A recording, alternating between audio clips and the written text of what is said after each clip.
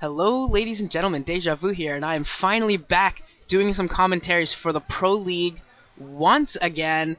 I took a break there from the end of the Pro League and Star League seasons to now, which is the start of the seasons.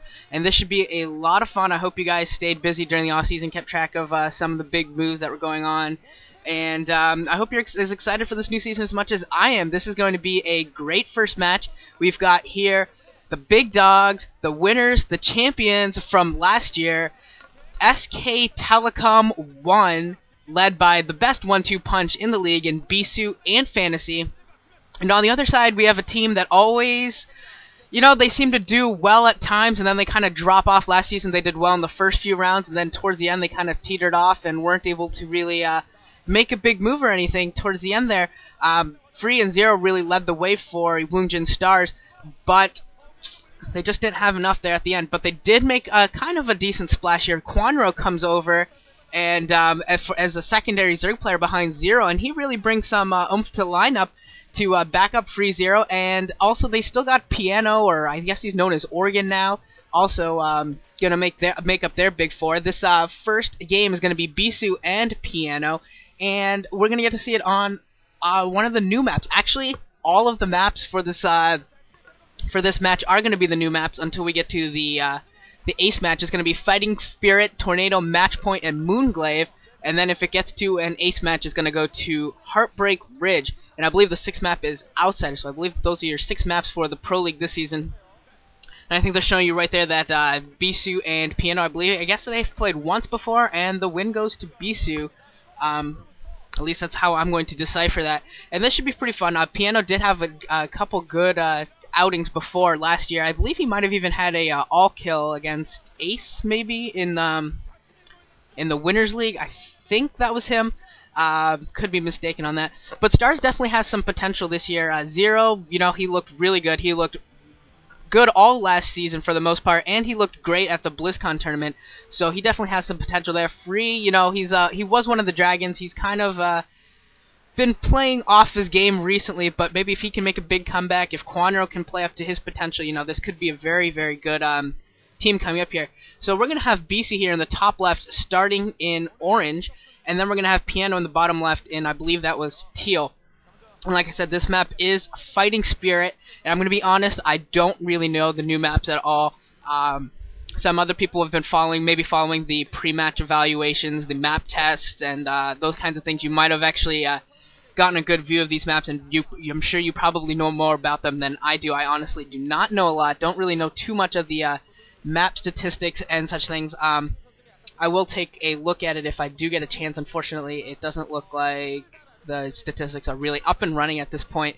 So I'm not really sure if this is a biased map in any way, shape, or form, but it is the beginning of the season, so I'm sure everyone's still going to be feeling the map out even after the map test, and are really going to try and figure out what strategies are best here.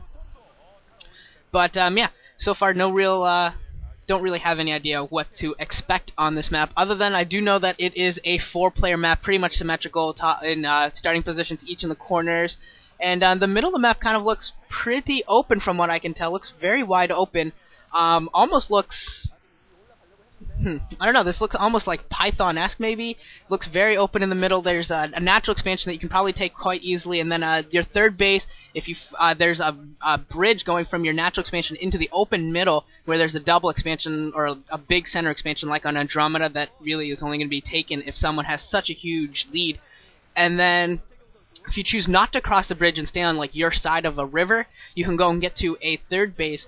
But that is kind of a far distance. The third base is up on high ground, and there is going to be 2 ramps leading from it. And it looks like Bisu here actually going for a 14 nexus. He's going to take this game by storm. Just going to assume that his opponent Piano is going to play somewhat conservatively here on the new map, and he's going to go for a 14 nexus and try and take that early economical advantage.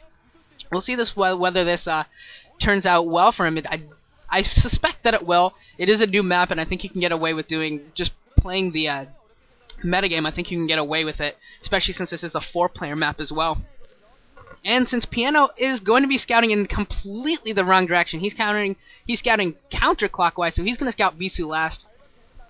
Bisu here is scouting clockwise, so he's going to scout Piano last, but it matters less for him considering the opening build that they have chosen. It's far more important that Piano gets the scout off than that Bisu gets the scout off here. And there's Free chilling out. He will be able to see him next. I think in either the second or third game. He is in the third game against Fantasy on match point, so that should be a great game. Fantasy has great TVP. Free, if Free is on his game, he's got some great PVT if he's up to the challenge as well. So that'll be the third game on match point. Looking forward to that as well. I really want to see what Piano decides to do here. If there he is. Now he's scouting out the early Nexus. Now he knows that there's the 14 next. So what will he decide to do? Whether he decides to go for some early pressure, or maybe he already threw in a factory, but he could do possibly a one factory into Siege Expand or something along those lines. Or while I was sitting here looking around, I might have missed something entirely. No, those SCVs are being pulled off the line in order to do a bunker rush here. So big bunker rush coming in for Piano. This is going to have to do a lot of damage. That's a ton of SCVs being pulled off the line. And we'll see what Bisu has to defend it. He's got a ton of probes, of course, but he's only produced one Zealot so far. I did not see a Cybernetics core yet, so I don't know if he has any Dragoons out yet. If he does get Dragoons out, obviously he'll be able to handle this pretty easily if he can get just 1 or 2 Dragoons out. But there's the bunker started, a lot of SCVs there, and that Zealot's going to have a lot of trouble getting past those SCVs as long as they're microed correctly by Piano.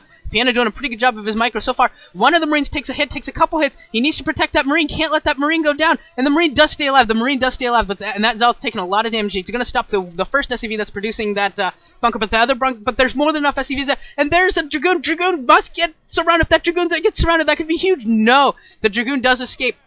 But the bunker is up as well, and that bunker is going to be able to take shots off at that Nexus. But I question whether or not Piano's really going to be able to hold this up, because as soon as Dragoon range is finished, Bisu's going to be able to pump out Dragoons and be able to outrange that bunker. And that's when we're going to have to see what Piano decides to go for next year. If he decides to take the advantage here and just goes for an economical and tries to pull up another command center, but it doesn't look like that's what he's doing. First Dragoon goes down for Bisu out in the open, but if he does decide instead to throw down a siege shop and get some siege tanks out, that could produce a siege tank that could also help him do a lot of damage here. That Nexus is about half health, and the Dragoons don't think they might have range here, and it looks like Bisu is setting up. No, the Cybernetics core is still spinning. As soon as that range is done, this is going to be so close whether that Nexus goes down or not. Looks like that Nexus has like... Oh no, the Nexus is going to go down! Oh yes, the Nexus does go down. The entire 14 exploit has fallen for Bisu, and Piano has just taken a enormous lead in this game. Enormous lead. He has such a huge advantage right now. Everything that Bisu wanted to do, all of his timings are going to be spoiled right now. Piano throwing up his command center now. So Piano is looking to take an economic advantage here. And Bisu coming in here, he's going to throw up, I think he's going to throw down that Nexus again. But now there's Spider Mines out as well. And there comes the range. You can see that immediately the range comes in. And okay, we're going to the first person view of Bisu. That was really weird with that flash.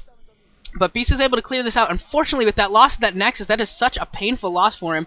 That's puts him so far behind, and I really wish when they did that switch from the first-person view to the overhead view that they did not flash like Shannon Bank Pro League. That was so annoying. And a lot of mines out now, so Bisu's not going to be able to really push out at all until he gets observers out. We did see the robotics facility going down, so we will be getting those soon. But still, he's falling behind now, losing that 14 next, allowing now Piano's going to be able to get his second base up and running very, very early. He's going to be in such a huge advantage now, and he can really ride this to an economical victory as long as he has the macros up correctly, macros up well. He's going to be able to take this game, I think, just by pure macro advantage. Unless Bisu has some great play in front of him, I think Piano really has a great chance right now to take down the great Bisu. And Bisu has no weaknesses, and that's what we kind of saw here. And even though Piano got down that Nexus, I don't think Bisu's completely out of it. Bisu's certainly falling behind, but he's not out of it. And he only lost a single Dragoon to all of that fight. He lost a single Dragoon, he lost his Zealot as well in the Nexus, but he didn't lose many probes, which a lot of Protest players would have pulled a lot of probes off to try and fight there, but he didn't lose any probes really, and he hasn't really fallen too far, and he hasn't really fallen behind in his tech or anything, so really all he's fallen behind is the economics of it. He hasn't fallen behind militarily, really. He hasn't fallen behind in terms of probe count, worker count, and he hasn't fallen behind in terms of tech count. So it's going to be important for Piano to take advantage of the economic lead that he has here, and just moving slow vultures in. That was kind of weird. Take down one probe, moving slow vultures, and he probably should have waited to use those until he had Speed completed. There's the Citadel of Adun, so we're probably